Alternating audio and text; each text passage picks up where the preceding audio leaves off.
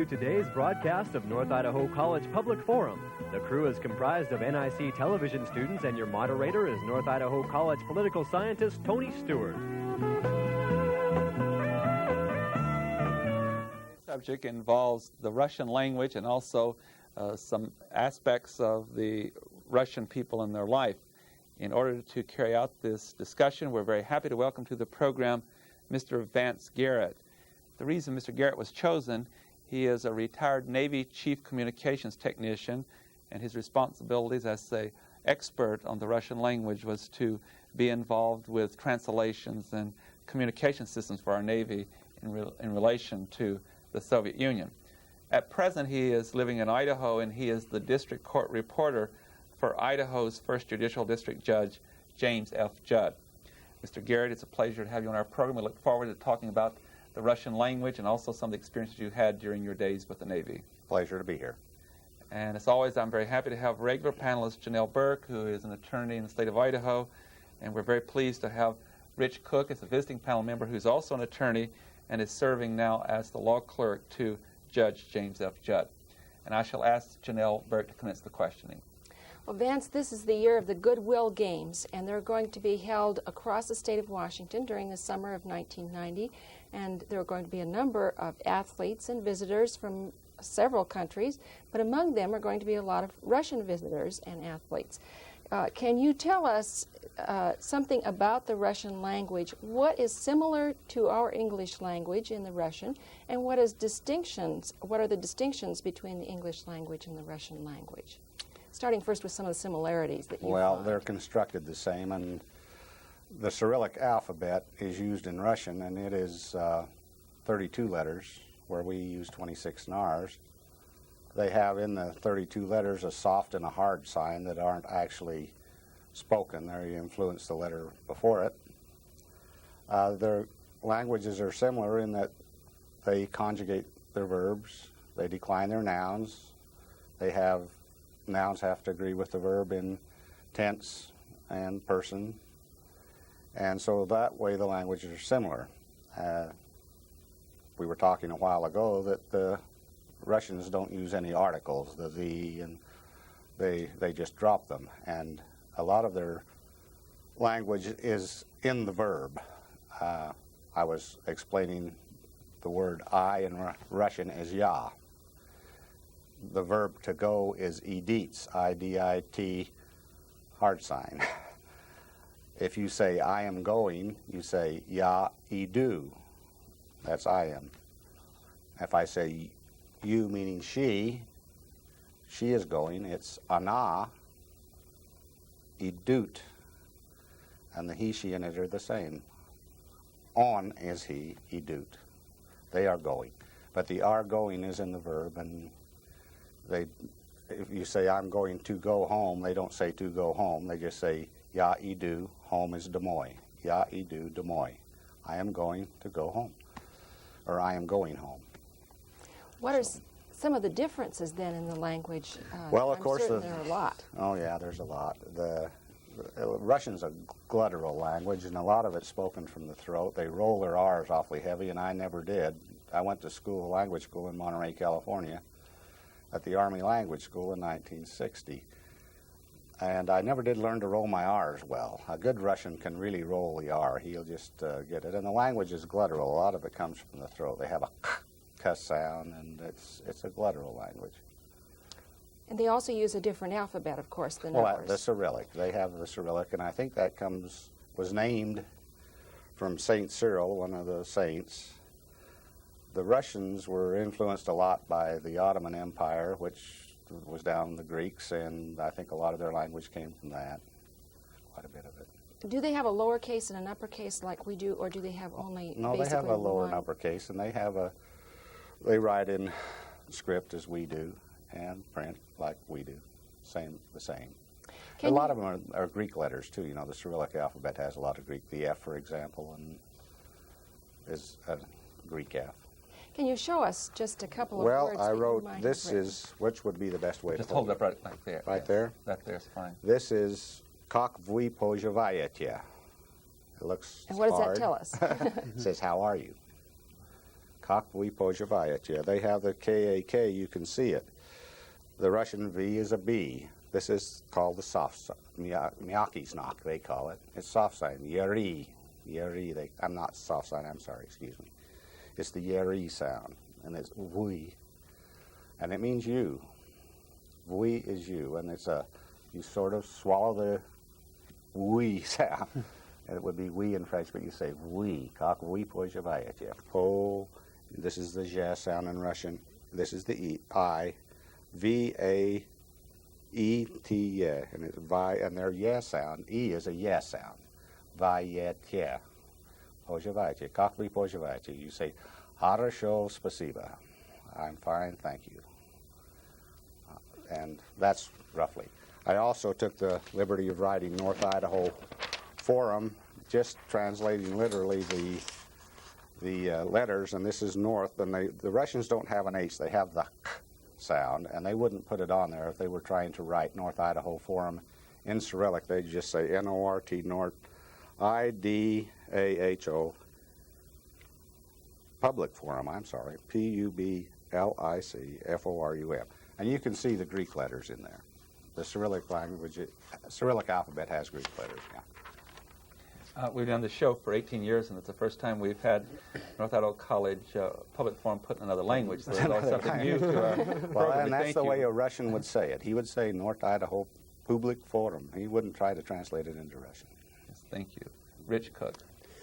Well, a topic I've been trying to pin you down on, Vance, for the past couple of weeks is relates to the language currently spoken by the ruling majority or ruling persons in the Soviet Union, which I guess is the Russian, quote-unquote Russian language.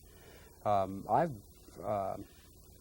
guess interested in the effect that the local, the recent changes in political structure in the Soviet Union, away from the minority rule to majority rule, might have on the most common language spoken in the Soviet Union. Could it change the official designated language?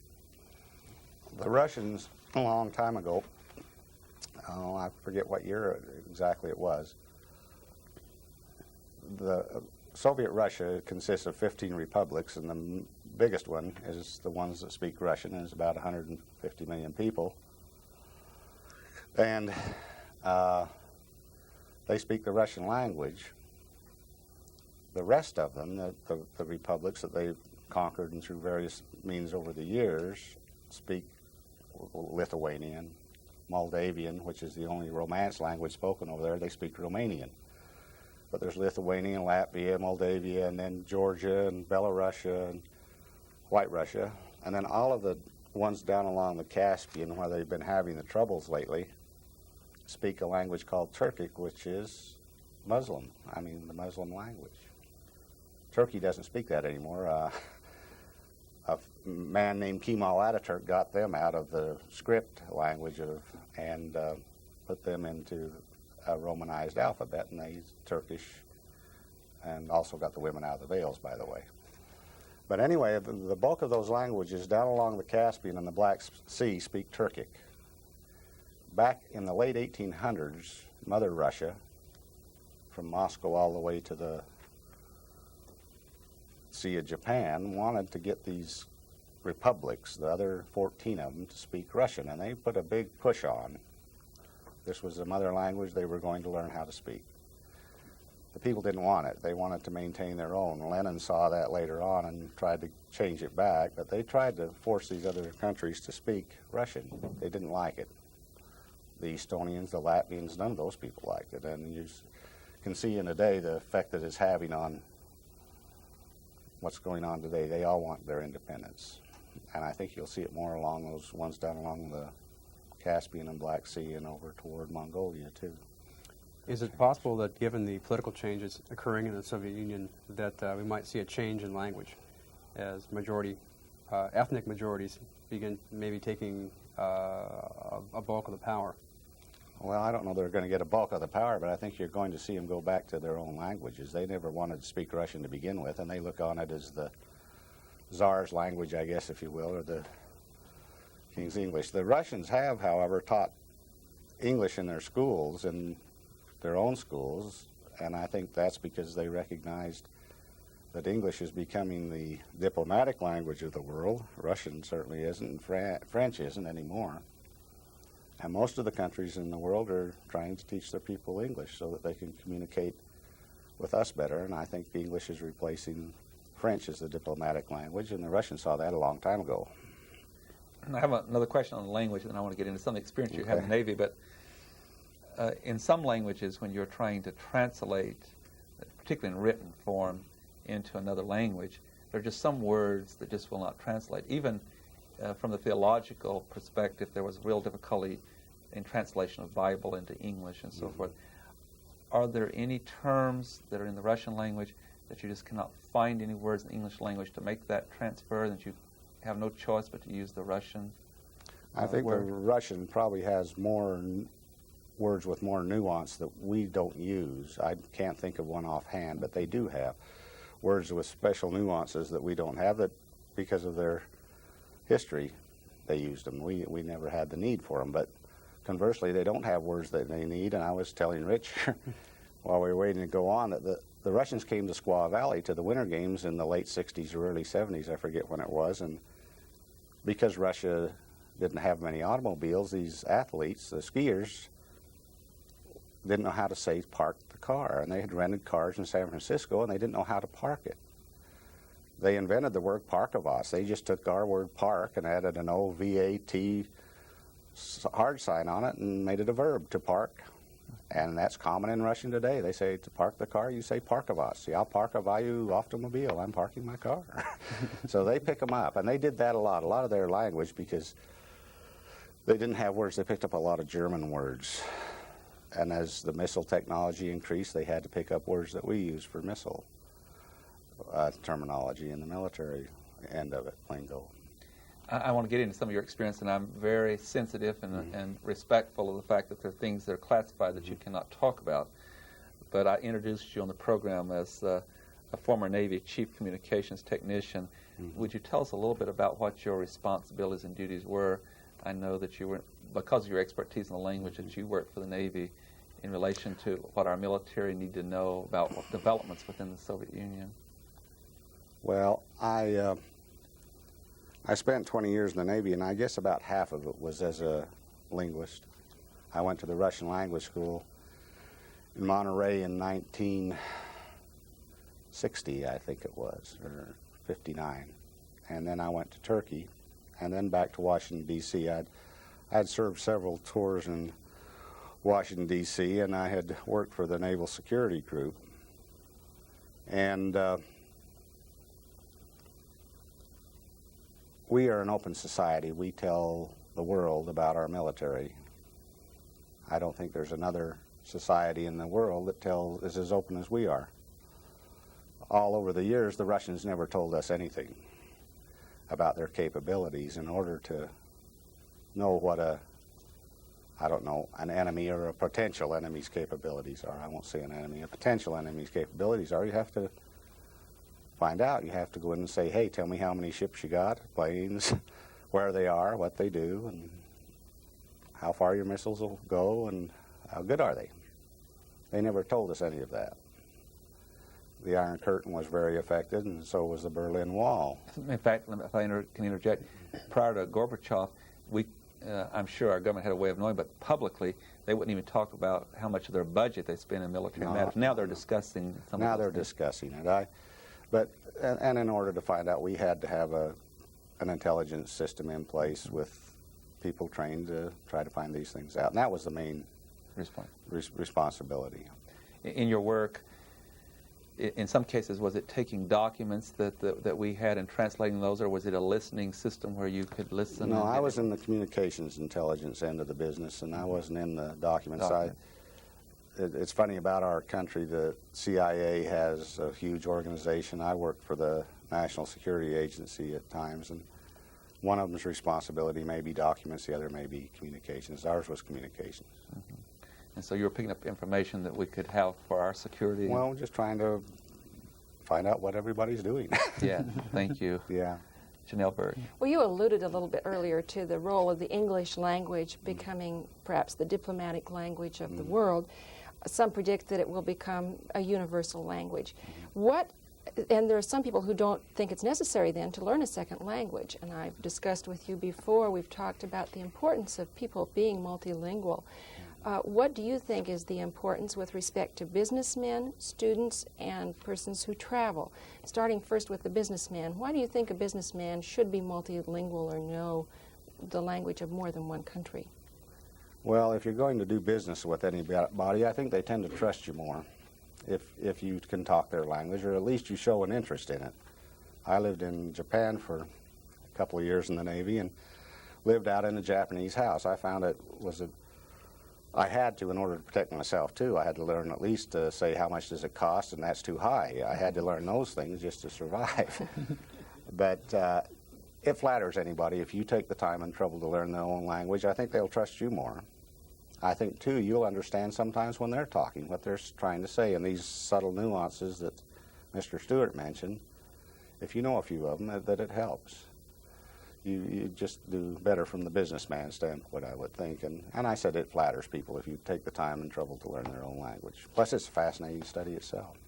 And how about students? Why do you think students should learn more than one language? As a young person, would you recommend that they learn more than one language, and why do you think they should do that? Well, I took Latin in high school, 4 years of it.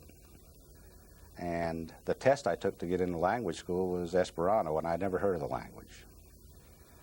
Esperanto is an old forgotten one, but all languages, well, the Romance languages are based a lot on the same thing. The toughest ones, of course, are Chinese or something where they have a character that means one thing and that's it. But I think the student in study of the languages appreciates his own more, and you have to communicate in this life. The better you can communicate, the better off you are. So some people say you don't learn enough in an ordinary language class to speak, but that's not all that's important. What I hear you saying is it's important to know the words from which they come and to better understand your own language and how it's put together as being a reason to continue to study languages. Yeah, I think so. I think it's just another source of knowledge, and the better you can communicate with the people, and it's getting to be a little smaller world all the time, the better you can communicate with them, the better off you are. Now, I know you've done a lot of traveling, too. How about for the traveler? What kind of language do you think the traveler needs to know? Just a few words, I take it? I think if you could learn about 25 words, where's the bathroom? In Russian, it's Gdye Ubornaya. Ubornaya is the bathroom. You got to know where that is. What street is it? Where am I? How do I get to certain places? And I think there's probably 100 words that could get you by in almost any language. And, of course, how much is it? And it's too much. You got to learn those too. And you recommend that before someone goes to a country, that might be something they would want to do, is learn. I would think so. I would get a small book, and the Berlitz ones are fine, or any of those are fine. But I would learn at least 100 words, and those basic ones to ask for your needs. You've got to know where the restaurants are, or where you have to learn those basic things. And how important is it to be able to speak it, so that the dialect is right, or how you say it? It's really just being able to communicate as far as what the printed word means and make some kind of a stab at how to pronounce it. They'll understand you. If you're close enough, or you can even get a book and point to the word and get you an English-Russian dictionary if you're going to Russia and point to the word you want, and they can figure it out. But I think it is a sincere form of flattery to learn another person's language for them, and for your benefit too. I just think it's great to learn one. Rich Cook. In especially in the United States, you can tell a lot about the person who is speaking by the type of English they use, by their accent, by the vocabulary they have, the words they choose. What about Russians? Do they have accents? Can you tell us anything about the speaker by listening to the language? I don't know. I went to language school. This is kind of interesting. Harry Truman in 1948 signed a quota for 5,000 Russians to enter this country, and they were the last Russians to enter from West Germany. They were left over after the war, and these people didn't want to return to Russia for various reasons. All of our instructors down at Monterey, the Army Language School in Monterey, California, were in this last group of immigrants. The bulk of them. I don't know that all were. The bulk. They came from various backgrounds. I had a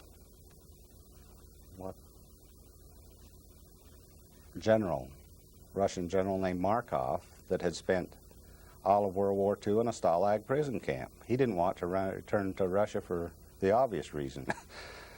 He got captured, and I don't think he would have been welcomed home as a hero. We had a Yugoslav army captain who was Russian by birth.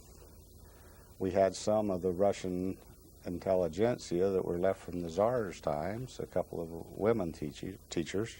All of them spoke the same, came from various backgrounds, but they all spoke Russian perfectly, and this was what they were taught. I would say the upper 10% of the Russians speak that way. And I don't think you get off into these countries where they tried to teach down in Uzbekistan and Turkestan and some of those countries down. Oh, this Markov, by the way, he was a paid hunter for the army down in Tashkent before he ever got to be a general, but he was a paid hunter as he started out in the army, and they used to have to hunt their own meat down in Tashkent, and that's down along the border of the Caspian Sea. But no, they all speak pretty much the same, and you get out, I would say if you got out to Uzbekistan, they may have some dialect problems, but I think they all pretty much speak the same language, the Russian. In any of these other republics, the other 14, the Russian population is very small. Only 10% of all the Russians are communists. That's all they'll trust that they can handle in the party. They can't manage any more than that, so only 10% of Russia belongs to the Communist Party. Not all Russians are communists. I think something that our viewers would really appreciate would be to hear some of the Russian language. We've been talking a lot about the characters and all.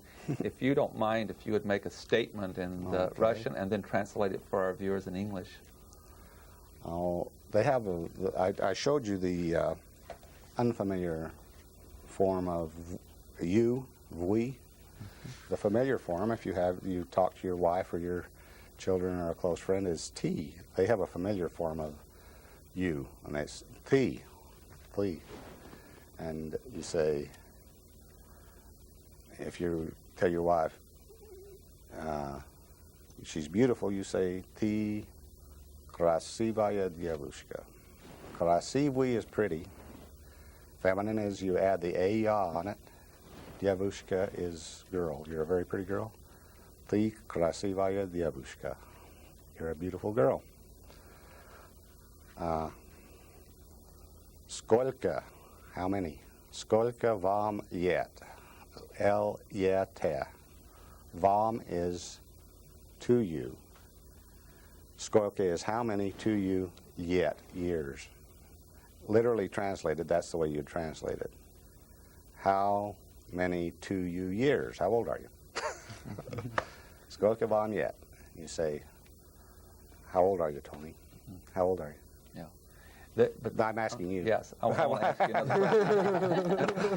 Instead of a dialogue with, on this program, we ask the questions. I was going to translate it for you into Russian, so you'd know how to answer it. Sure. When anybody asks you in the future, you can answer them in Russian. I want to ask you a question about customs in relation to language. I've taken students, that I told you, to the Soviet Union twice. Mm-hmm. And in doing so, we got into problems because of cultural differences. For example, our first day there, when we were having lunch, as our waiter would come by, we used the American custom of saying, thank you. Mm-hmm. My pronunciation is off, excuse me, but spasibo, something to that. To say thank you. And we'd learned some of those words to show courtesy and appreciation. Mm-hmm. And as our waiter came with different items for lunch, every time we would say spasibo, and he got more and more rude, and he got angry. And so what we discovered at the end of the meal is that we were insulting him, that in that society, you don't ever say thank you till the meal is complete, and then you thank them one time, and that's a great honor. Otherwise, you're making fun of them. So I guess my very involved question and comment is that if you learn the language before you go, and you'll also understand more about the cultural characteristics, or you can ask those questions and you can avoid some difficulties. So wouldn't that be another reason for understanding the language? I think so. You know, in school, after a while, after about 6 months, we had to speak to our instructors in Russian, not English. It's surprising. It took about 8 or 9 months, but soon you start thinking in the language. This was a concentrated course. It was 8 hours a day and 5 hours study, 25 new words every day, 5 new verbs, and 20 new nouns and adverbs and those things. And it was just really concentrated and dense. And I think to really learn a language, to become a linguist, where you can converse and read and write and eventually start thinking in it. That's the secret. When you start thinking in that language, you're not thinking in English anymore. You start thinking in Russian, then you finally are a linguist. You've done that. And you address some of those problems like I just indicated. Yeah. Mm-hmm. We don't have a lot of time left, but I have talked with you before and very pleased that you're here and impressed with your knowledge. And I know some of our viewers would like to take just a minute to talk a little bit about what is going on in the Soviet Union. I want to give you this opportunity to compare with when you were there and it was under a different Soviet system in the sense that I know the Communist Party is still in control, but Gorbachev is a very different leader than Brezhnev. Would you do some comparisons with the past and the present and what you think is happening in the Soviet Union? Well, I think it's just the culmination of probably a lot of 5-year plans gone bad. They never did work too well, all the way from Brezhnev, and Gorbachev inherited it, and the people are just finally tired of it. They're tired of poor consumer products. They're tired of standing in line at the stores. Their first attempt to build televisions was a total disaster. The prices are out of sight. Shoes cost, oh, I'd say 100 times what they do cost here.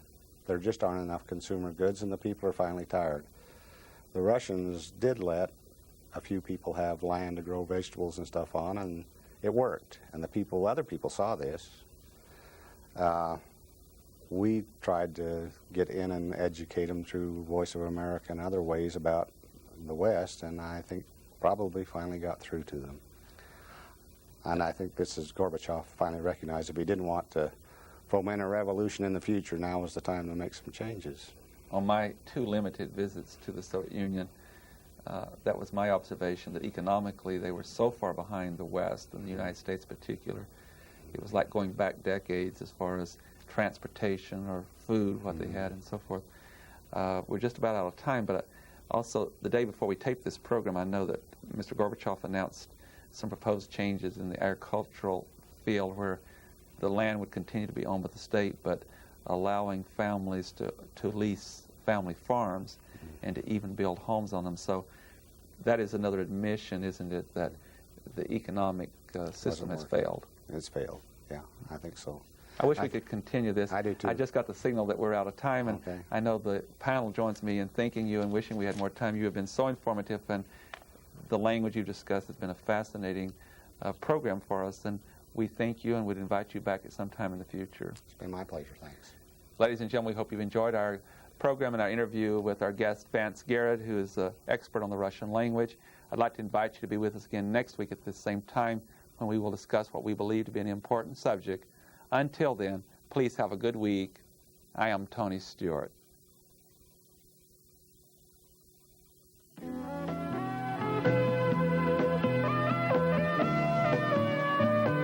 North Idaho College Public Forum can be seen at the same time each week over this station. This production was videotaped earlier by an NIC student crew for viewing at this more appropriate time.